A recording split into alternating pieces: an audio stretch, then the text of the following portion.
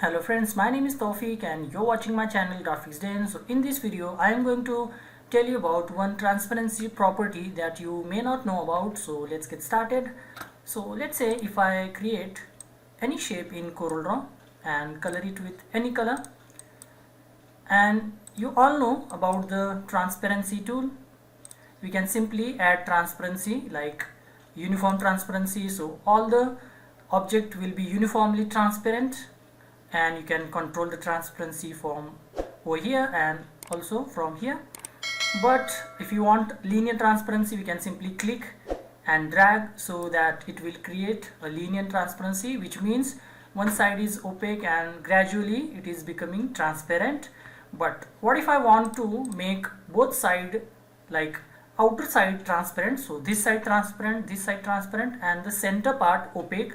So many people get confused while doing this, but it is rather easy to create this effect. So I want this transparent as it is, and this one also transparent, and middle part opaque. So what we have to do is again select the linear transparency, and as you can see, this part over here is opaque, this one is transparent, and gradually it is becoming transparent. So we can simply add one point to the center like this. Simply double click on the center like this. Now as you can see, the transparency is 47, so make it 0, so this will become opaque, and this one, click on this point and make the transparency 100, so that this will become transparent. And as per your need, you can move the points like this. So this one over here is transparent. So if I add some other color on the background, you can see this is how it looks. This one is transparent, this one is transparent, and the middle part is opaque. And you can always change the positioning like this. And if you want some more point, you can always add some more points over here like this, and double click like this. So this part will remain opaque and this will become transparent. But this one I will press undo, Ctrl Z or Command Z. This is looking much better.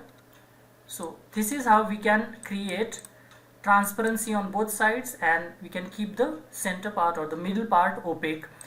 You might feel this is a very simple property or trick, but I have seen a lot of people, designers, get confused between these, and they use, I will show you what they do.